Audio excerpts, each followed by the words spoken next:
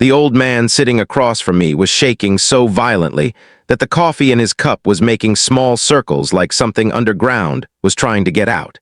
His hands were the color of paper. His lips moved before any sound came, and when he finally spoke, he said 7 words that would rearrange the rest of my life. "You look just like my dead son."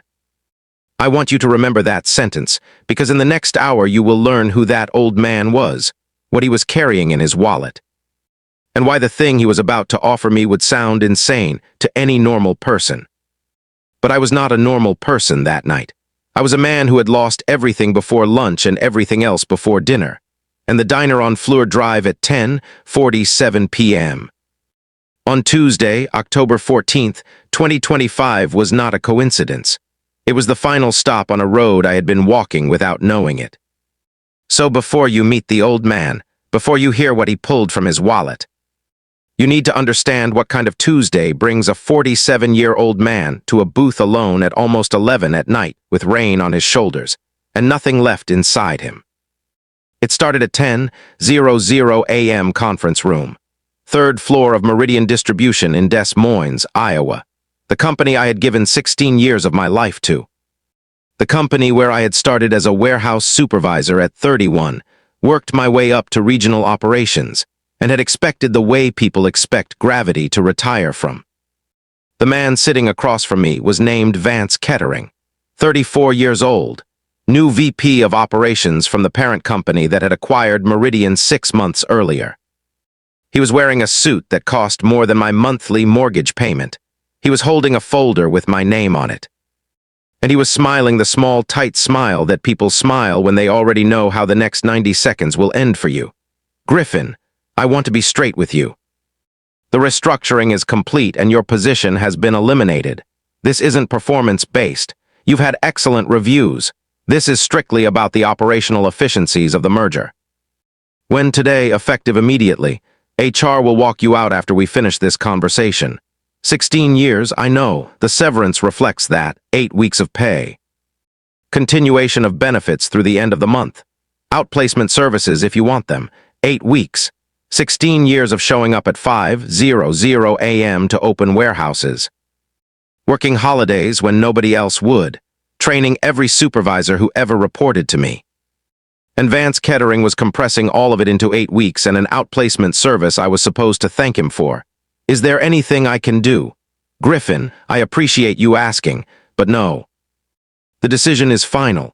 HR walked me out at 10:47 a.m. They let me collect a cardboard box of personal items from my desk, a photo of my kids, a coffee mug that said "World's Okayest Dad" that Juno had given me for Father's Day when she was 7, a Rubik's Cube that I had been failing to solve for 3 years. They escorted me to the parking lot. They took my badge. They did not shake my hand. I sat in my Honda Pilot in the parking lot for 40 minutes. I didn't cry. Griffin Locke is not a man who cries in parking lots. I just sat watching the other employees come in and out of the building I could no longer enter.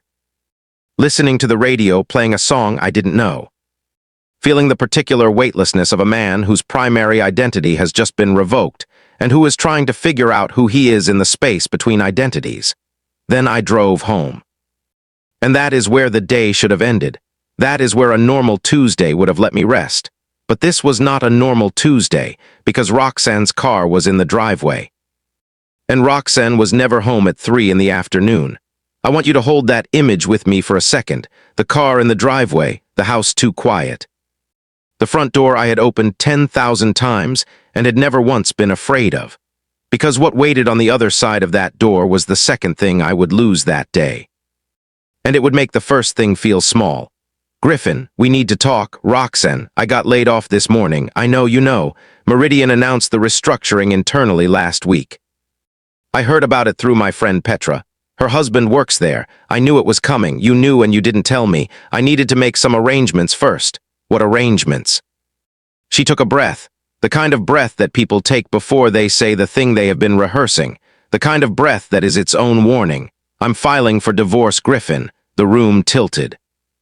Not dramatically, just enough to notice, like a boat that had shifted its ballast and was now sitting at a different angle to the water. What? I've been talking to an attorney for 3 months. I was going to tell you next week, but after today it makes sense to do it now. The firing actually simplifies the financial division. The firing simplifies. Your income will be significantly reduced. The alimony calculations will be more favorable to you if we file while you're unemployed. My attorney said it's actually the ideal time. Roxanne, what are you saying? She looked at me. The woman I had married in 2008. The woman I had spent 17 years building a life with. 2 kids, a house, a Christmas card list, 1,000 small rituals, the Sunday morning coffee. The Friday night takeout. The way she touched the back of my neck when I was driving, the accumulated intimacy of a marriage, and her face was the face of a stranger, not angry, not sad. Just finished. I'm saying that I've been planning this for 6 months. I'm saying that I already moved the kids' important things to my sister's house last week while you were working late. I'm saying that I've already told Kiplin and Juno about the separation. I'm saying that I'm taking the kids tonight. You told the kids before you told me. I told the kids last Sunday. They're at my sister's right now. Why are you doing this? She looked at me for a long time, and then she said the words that I will be thinking about for the rest of my life. Because you're worthless, Griffin. 16 years and you never became anything more than a supervisor. I thought you had more in you. I was wrong. And I'm not going to spend the rest of my life waiting for a man who peaked at warehouse management to figure out who he is. Then she stood up, walked upstairs. Finished packing a suitcase she had already mostly packed, carried it down, loaded it into her car, and drove to her sister's house in Urbandale, where my children were apparently already waiting for her. I stood in the driveway watching her tail lights disappear down our street. Our street where we had trick-or-treated with Kiplin and Juno for 11 years, where I knew the names of every neighbor's dog. Where my mailbox had the family name lock in brass letters I had installed myself in 2014. Worthless. I went inside. The house was quiet in a way that houses are quiet when the people who made them loud have just left. I walked through the rooms. Kiplin's room was mostly empty, his gaming setup, his posters. His favorite clothes, all gone. She had moved them last week while I was working late. Juno's room was the same, her stuffed animals, her reading nook, her special pillow, all gone. The carpet in the hallway had the indentations where her bookshelf had been dragged. Dragged because Roxanne had emptied the contents of my children's lives while I was at work earning the paycheck that had apparently been keeping her from leaving sooner. I sat on the couch. I didn't cry, I told you. Griffin Locke is not a man who cries, but I felt the particular hollowness of a man who has lost 2 things in the same day that he believed hours earlier were permanent. At 9:30 p.m. I got in my car. I couldn't stay in the house. I couldn't call my parents in Arizona. My father, Franklin, and my mother, Rosalind, are distant people who communicate by text and who would have been as much of a burden as a comfort. I couldn't go to friends. I had work friends and neighbor friends, but Roxanne was the architect of our social life. And now that she had left, I realized I didn't know which friendships were mine and which were hers on loan to me. So I drove, south on Beaver Avenue, east on University, south on Fleur Drive. Aimless driving, the kind of driving that men in my situation do when they can't go home and they can't go anywhere else. Then I saw it. A small 24-hour diner with neon in the window and the particular warmth that greasy spoon diners have when you are freezing from the inside out. The P&E Diner. I did not know it yet. But that door I was about to open was not a door into a restaurant. It was a door into the rest of my life. I parked. I went in. I ordered coffee. Black, the waitress. A woman named Delphine who had worked there for 19 years. Did not ask me if everything was okay. She looked at me, really looked. And she just poured the coffee and set it down and said, "Take all the time you need, honey." I sat in a booth by the window. I watched the rain on Fleur Drive, and at 10:47 p.m. the door opened. An old man walked in. Tall, thin, silver-haired, brown corduroy jacket, quiet expression. He walked up to the counter. Ordered cherry pie and coffee from Delphine the way you order when you have ordered the same thing in the same place many times before. Then he turned to find a seat, and he saw me. He stopped mid-step. His right foot was in the air and he didn't put it down. He just stood there staring at my face, and his skin went the color of the coffee cups stacked behind the counter. Delphine noticed. "Mr. Orley, you okay?" He didn't answer her. He walked to my booth, not to his usual seat, not to the counter, to my booth. and he sat down across from me without asking permission. He was shaking. A 74-year-old man was shaking across a diner table, staring at my face like I was a ghost who had walked into his life 74 years too late. "Sir," I said, "can I help you?" He tried to speak. "Couldn't. Tried again. You look just like my son. I'm sorry, my son. You look just like him. But he's been missing for 35 years. Take a breath here. Because I need you to understand the geometry of that moment. A man who had just been told he was worthless. Sitting across from a man who had been searching for a face just like his for 3.5 decades. Two griefs meeting in a booth on the same night. Two rivers finding each other in the dark. "I know how this sounds," Thaddeus said. He pulled out his wallet, opened it, removed a photograph that had been laminated and carried and relaminated over decades. He set it on the table between us and slid it toward me. "This is Rowan. This was October 1990, 3 days before he disappeared." I looked at the photograph. A 19-year-old boy standing in front of a brick building wearing an Iowa State University sweatshirt. Dark hair, a strong jaw, eyes that were set slightly wider than average. The beginning of a beard along the jawline. He was grinning at the camera. The grin of a young man who had no idea that in 72 hours he would drive out of Ames on a Friday afternoon and disappear from the surface of the earth. I looked at the photograph. And I understood why the old man was shaking. Because the face in the photograph, the face of a 19-year-old boy from 1990, was my face, not a resemblance, a duplicate, if you aged that boy 28 years. Put him in my clothes, added the lines I have around my eyes and the gray in my sideburns, you would have me. Griffin Locke at 47, sir, I said. My voice came out quieter than I intended. "This is remarkable, but I am not your son. I grew up in Des Moines. My parents are Franklin and Rosalind Locke. I know my family. I am not adopted. I believe you. Then let me explain. I'm not asking you if you're my son. I know my son. He had a birthmark on the back of his left shoulder, a patch the shape of Texas. I can see you don't have one just by how you're sitting. I am not crazy. I am 74 years old. I have spent 35 years looking for my son, and I have learned to distinguish hope from delusion. Then what are you asking? Have you ever looked at a photograph of someone who looks exactly like what you imagine your grown child would look like?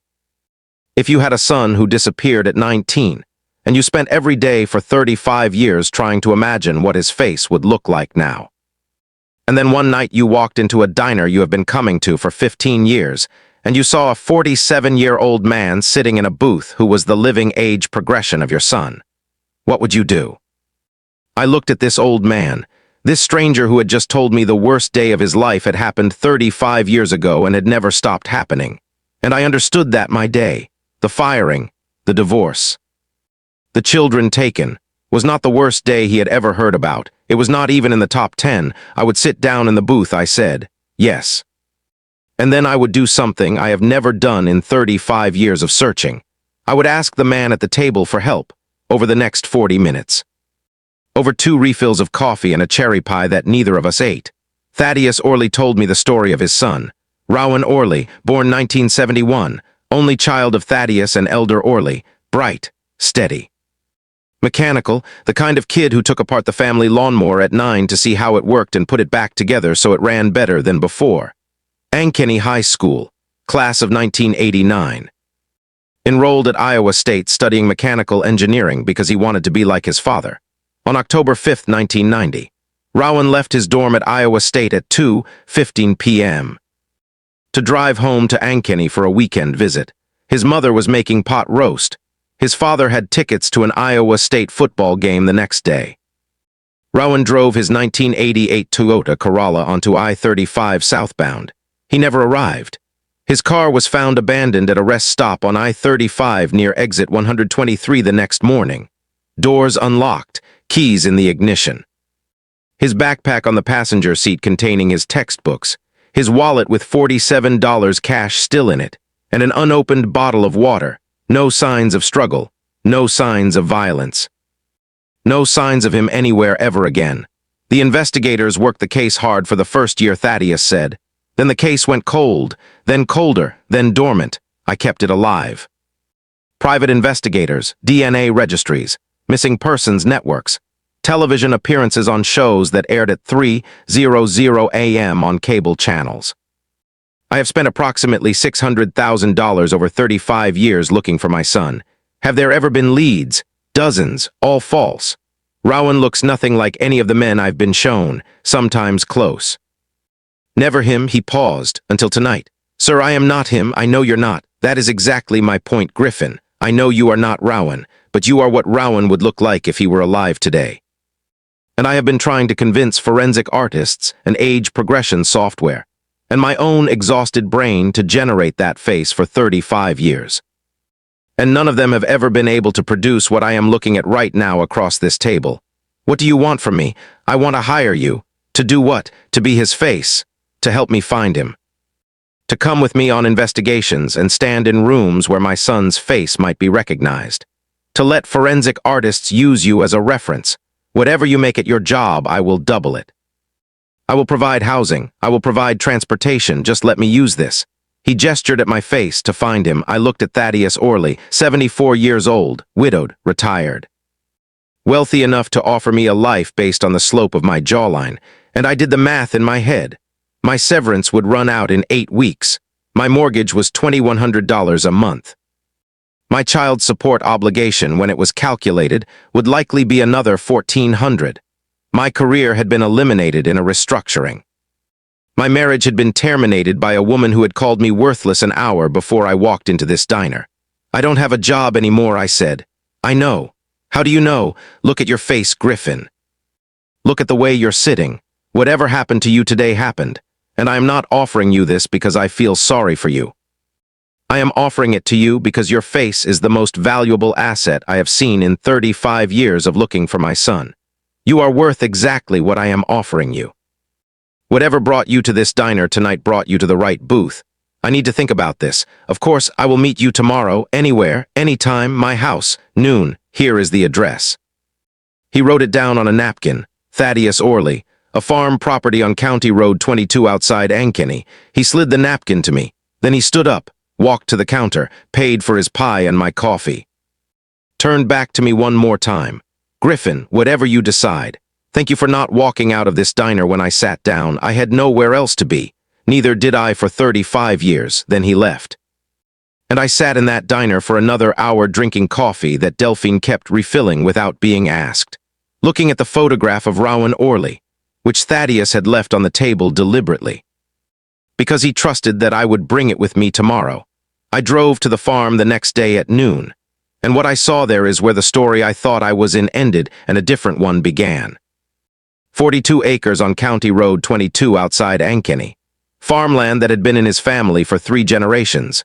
A restored 1920s farmhouse, white clapboard, green shutters. The kind of place that looked like it had been maintained by hand and love rather than contractors. Behind the main house was a guest cottage, 2 bedrooms, stone foundation. A wood-burning stove visible through a window. Beyond the cottage, cornfields to the horizon, and the particular silence of rural Iowa that is not absence but presence. Thaddeus met me at the door. More composed than he had been the night before. Gray cardigan, khakis, the face of a man who had slept for the first time in 35 years. He led me to his study, a room lined with filing cabinets. Binders, photographs, maps, a timeline on the wall, October 1990 on the far left, October 2025 on the far right. 35 years of tax and notes and connections, an organized monument to grief. This is what I have built, he said, all of it, every lead, every investigation, every false hope. If you work with me, this becomes your workplace. He walked me through it, not everything. We would have needed a week for that. But the major leads, the investigators he had hired, 3 different firms over 35 years, the databases, the DNA registries. The cases he had personally traveled to investigate. Jane Doe remains in Nebraska, a man with amnesia in Illinois, a prisoner in Oklahoma who had been arrested under a false name. None of them had been Rowan. What do you actually think happened, I asked. I don't know, that is the honest answer. The rest stop where the car was found was not a place where violence typically happens. The case has no signs of abduction, no signs of struggle. The leading theory for many years was that Rowan walked away. That something had happened in his life that made him leave voluntarily. He was a 19-year-old engineering student. He had no girlfriend. No drug issues. No money problems that I was aware of. He had no reason to walk away. But I am his father. I was not in his head. Maybe there was a reason I didn't see. Do you think he is still alive? I think it is possible. 35 years is a long time for a body to go undiscovered. If he chose to leave and took a new identity, he could be living anywhere. If he was taken and killed, his remains might have been found by now. So I keep searching. Not because I am certain, because I am not certain. He looked at me. Griffin. I need you to understand what I am asking you to commit to.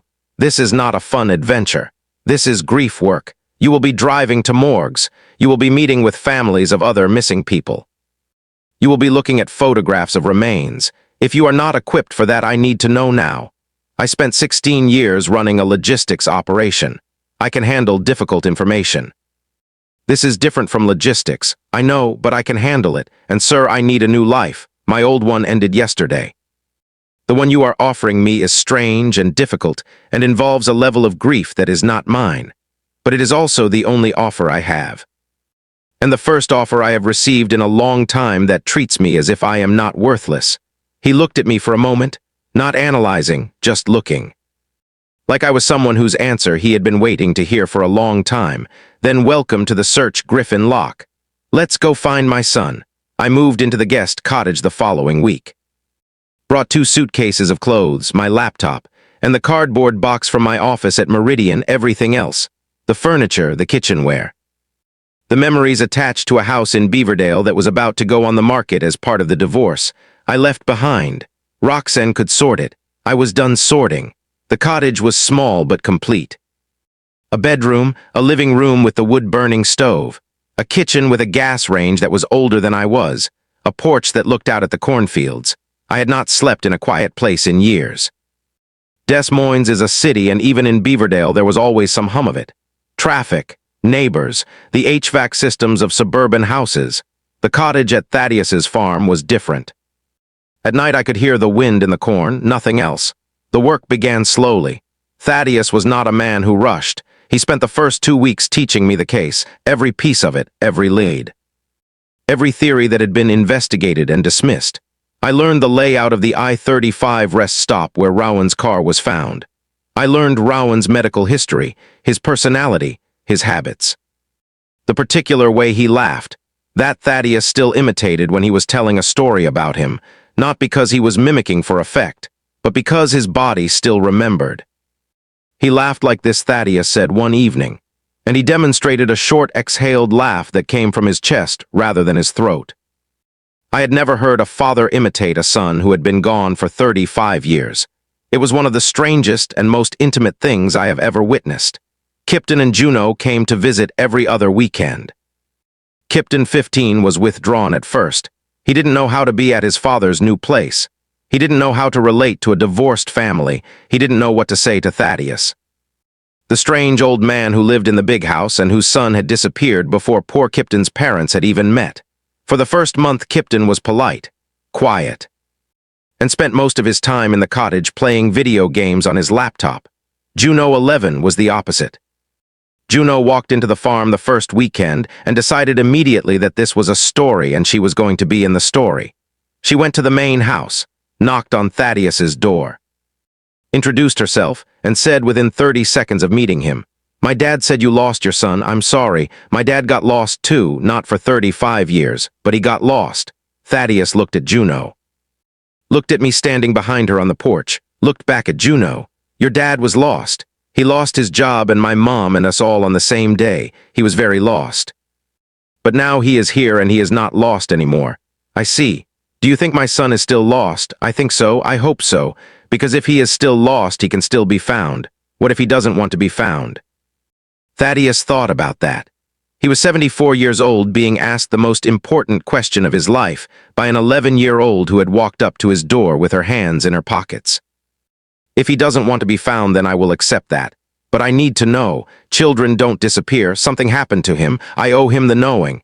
Juno nodded like she understood. Then she said, "Can I call you Uncle Thad?" Thaddeus, a 74-year-old widower who had been calling himself childless for 35 years, looked at my daughter, and something in his face changed, not sudden, gradual. Like a window opening in a room that had been closed for a long time. Yes, he said, you can call me Uncle Thad. The first lead came in November. And I want you to understand something before I tell you about it. When you spend your days looking for one specific missing person, the phone can ring at any moment, and the entire ground beneath you can move. You are always 5 seconds away from the answer. Or 5 seconds away from having your heart broken all over again. The call was about a man living in Minneapolis.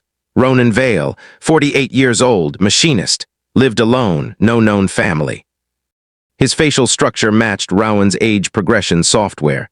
Thaddeus and I drove to Minneapolis, 5 hours in his Lexus. We talked the whole way about his life, about my life. About the fact that I was living in his guest cottage and had not yet called my parents in Arizona to tell them I was divorced. Why haven't you called them? Because my father is not a comforting man. My mother worries. I don't want her to worry. It is easier to tell them after I have figured out what the next chapter looks like. Are you figuring that out? I am working on it. We arrived in Minneapolis, parked at the machine shop where Ronan Vale worked. Thaddeus had binoculars. I had a camera with a zoom lens. The man came out of the shop for his lunch break. Tall. Dark hair the right age. He walked to his truck, lit a cigarette, ate a sandwich. Thaddeus watched him for 6 minutes. 6 minutes that felt like 6 hours. I could hear him breathing beside me. I could see his hands tightening on the binoculars. I could see the weight of 35 years pressing down on that single moment. Then he lowered the binoculars. It's not him. Are you sure? Griffin. A father knows it's not him. The shape of his ears is wrong. The way he holds his shoulders is wrong. Rowan stood differently. This is not Rowan. What do? We drive home. We rule this out. We keep searching. We drove home. 5 hours back. We barely talked. Thaddeus was quiet, not the quiet of disappointment, but the particular quiet of a man who had done this many times before and had learned to not let hope outrun him. The second lead came in January, and this one was different. Because this one came with the possibility that Rowan Orley might not be alive at all. Unidentified remains in rural Missouri. A man whose description matched Rowan's at time of disappearance. Early 20s, dark hair, approximately 6 feet 1 inch. The remains had been found in a wooded area off a county road and had been in the ground for what the medical examiner estimated as at least 20 years, possibly more. Thaddeus and I drove to the medical examiner's office in Cape Girardeau, Missouri, 8 hours each way. Thaddeus's DNA was on file in CODIS, the Federal Missing Persons Database. The examiner had already requested a comparison. The results would take 48 hours. We stayed in a hotel for 2 nights. Thaddeus was not calm. Thaddeus was in fact the least calm I had ever seen him. Not because he thought it was his son, because he was afraid it might be, and he was afraid it might not be, and he was afraid of what either answer would do to him. What do you want the answer to be? I asked him on the second night. Sitting in the hotel lobby at 1:00 a.m. I don't know. You don't know. If it is him, I can finally grieve. If it is not him, I can keep hoping. Both answers are terrible. Both answers are a relief. I don't know which one I want. The results came back the next morning. The remains were not Rowan. Thaddeus cried in the hotel room, not with grief, not with relief, with something that was neither and both. The particular weeping of a father who had been denied closure for 35 years and had just been denied it one more time. I sat on the edge of the other bed, and I didn't say anything. Because there was nothing to say. And sometimes the best thing you can do for a man in pain is to be in the room with him and not try to fix it. The third lead came in March. And the third lead is the reason I am telling you this story. Because the third lead did not answer the question we were asking. It answered a question we had never even thought to ask. A social worker in Portland, Oregon, named Hyacinth Pell, had been following the Rowan Orley case for years through missing persons networks. When the foundation which Thaddeus had recently established, and which used my face as the age progression reference, posted an update with my photograph, captioned "This is what Rowan Orley might look like today, age 54. Hyacinth saw it. She called Thaddeus that afternoon, "Mr. Orley, I work at a group home for adults with memory disorders in Portland. I have a resident who has been with us for 23 years. He was found in 2003 wandering in downtown Portland with no identification, no memory of who he was, No ability to tell us his name. We call him Theo. He is approximately the right age. And when I saw your update today, the photograph of the man who would be Rowan, I thought he might be a match. Thaddeus and I were on a flight to Portland the next day. The group home was in a quiet neighborhood of Portland. Theo was 54 years old. He had been there since 2003. He was, according to Hyacinth, gentle, quiet. A man who had never recovered his memory and had made peace with not knowing who he was. He doesn't ask questions anymore, Hyacinth told us. He used to for the first few years. Then he stopped. Now he lives here, tends the garden, helps with the cooking, and has the kind of peace that people have when they have accepted that their past is not coming back. Can we see him? Yes. But I need to warn you. If he is your son, Mr. Orley, he will not recognize you. He has no memory before 2003. The reunion, if it is a reunion, will be one-sided. I understand. We walked into the common room of the group home. Theo was there, sitting in a chair near a window, reading a book. He looked up when we entered. His eyes met Thaddeus's, and nothing happened. Thaddeus looked at him, really looked, for about 90 seconds, and I watched Thaddeus's face the way I had learned to watch it over 6 months, and I saw the moment he knew, it's not him. Thaddeus said quietly to Hyacinth, "Are you sure?" "Yes, the eyes are wrong, the bone structure is close but wrong. This is not my son." Hyacinth's face fell, not with disappointment for Thaddeus. With disappointment for her resident. "I am so sorry, Mr. Orley. I was hoping so much. Don't apologize. You did a beautiful thing by contacting me. But this is not Rowan." He looked at Theo, who was still watching us with mild curiosity. Thaddeus walked up to Theo, extended his hand. Theo shook it. "Hello, sir, I'm Thaddeus." "Hello, Thaddeus, I'm Theo." "Theo, I was looking for my son." "You're not him, but I am glad I met you." "Thank you, sir. It was nice to meet you, too." We left the group home. In the car driving to the hotel, Thaddeus was quiet. I assumed it was grief. It was not. "Griffin, I need to think about something." "What?" "Theo has been in that group home for 23 years. No family has claimed him. He has no memory. He does not know who he is, but he is someone. He is someone's missing son or brother or husband. And his face, the real face, not my son's face, is in a database that was just updated with a photograph of what Rowan would look like.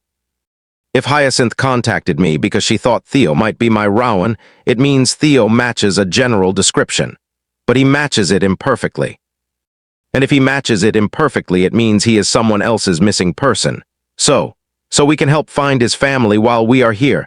I have the resources. My foundation has the contacts. Let's see if we can find out who Theo actually is. Thaddeus and his investigators worked for a week, cross-referenced Theo's approximate age, his physical description, the date he was found in Portland, his lack of identification, ran facial recognition against dozens of older missing persons databases, the ones that only contain cases reported before social media made every face searchable. On April 3, 2026, they got a match. A man named Caleb Fenwick, reported missing from Billings, Montana in 1998. His family had reported him missing after he had failed to return from a hiking trip in the Cascades. The case had gone cold. His sisters, 2 of them, both still alive, both still looking, had never stopped wondering what had happened. Thaddeus arranged a DNA comparison. It matched. Theo was Caleb Fenwick. The Fenwick family flew to Portland. I was there when it happened. When Caleb Fenwick's sisters walked into the group home and saw their brother for the first time in 27 years, he didn't recognize them. He wouldn't. That was not how amnesia worked. But he looked at them, and one of the sisters, Annalise, said, "Caleb, it's me, it's Anna, we have been looking for you." Caleb didn't remember, but he reached out. He touched her face, and he said, "I think I know you. I think you do. I am sorry I don't remember. It's okay. We will tell you. We have 30 years of stories to tell you. Take your time." Thaddeus and I watched from across the room. Thaddeus was crying, not with grief, with something else. Something I did not have a word for until later when I asked him about it on the flight home. What was that I asked? Purpose, he said. I spent 35 years searching for my son. I have not found him. I may never find him. But the search, the process, the database, the network, the face on the Foundation website brought Caleb Fenwick home to his sisters. Griffin, if the only thing my search ever does is bring other missing children home, that will have been enough. You really mean that? Yes. I did not know I meant it until today, but I mean it. 8 months have passed since that Tuesday night in the diner. It is now June of 2026. I am still living in the guest cottage. I am still working for Thaddeus. We have expanded the foundation. It is now called the Rowan Orley Foundation for Missing Persons, and we help families, especially families who cannot afford private investigators, search for their lost loved ones. Since we started tracking outcomes, the foundation has helped bring 7 missing persons cases to resolution, 4 reunions, 3 identifications of remains, 7 families who have received answers after years of not having them. Rowan Orley is still missing. He may be forever, but Thaddeus is not searching alone anymore. My kids visit every other weekend and most Wednesdays. Kipton is no longer withdrawn. He has started helping with the foundation's social media, which is a very 15-year-old job. And he does it with the dedication that 15-year-old boys bring to things that make them feel useful. Juno is Uncle Thad's favorite person in the world. She draws him pictures. She leaves them on his desk when she visits. Crayon drawings of a man in a cornfield and a house with a green roof. He has not thrown a single one away. Roxanne remarried in January. A man named Trevor who works at the same dental practice where she manages the office. I met him once at a handoff of the kids. He seemed fine. He was not hostile to me, and I was not hostile to him. We shook hands. I told him to be good to my children. He said he would. I believed him, which is what you do when you have run out of energy to be suspicious of people who are trying their best. I have not dated. I am not ready. I may not be ready for a long time. I don't mind. The cottage is quiet. The cornfields are endless. Thaddeus and I have dinner together 3 nights a week at his big farmhouse. I cook. He reads the paper. We talk about the week, the leads, the cases. He tells me stories about Rowan, the laugh, the mechanical mind, the way Rowan used to take apart the family lawnmower just to understand how it worked. You know what I realized, Griffin? What? Rowan took apart the lawnmower because he wanted to understand how it worked. That is the same reason you took apart your old life. You lost your job. You lost your marriage. You lost the things that made you Griffin lock the supervisor. And instead of trying to put the pieces back together the way they were, you let someone else take them apart a little further and show you how they could be put together differently. You mean you, I mean me, and you. I want to tell you something now. Something I have not told anyone until this moment. There are still nights when I wake up at 2:00 a.m. and I hear Roxanne's voice saying the word worthless. It comes back the way a song comes back. Uninvited, complete, every syllable, and for a long time when I heard it I believed it. Because when the person who knows you best tells you what you are worth, you believe them. That is what love does. It hands over the definition of you. But here is what I have learned in this cottage, in these cornfields, in this search for a boy who may never be found. The people who know you best are not always the people who see you best. Sometimes the person who sees you first is a 74-year-old widower who walks into a diner at 10:47 p.m. on the worst night of your life. Sometimes the person who tells you what you are worth is a man who has been staring at a photograph of your face for 35 years without knowing you existed. Sometimes the mirror that shows you the truth is held by a stranger. Roxanne told me I was worthless. Thaddeus told me my face was the most valuable thing he had seen in 35 years. They cannot both be right, and I know now which one was telling the truth, because the truth is not measured in what you used to be, supervisor, husband, father of the household. The truth is measured in what you become when the previous version of you is taken away. I lost everything in a single Tuesday.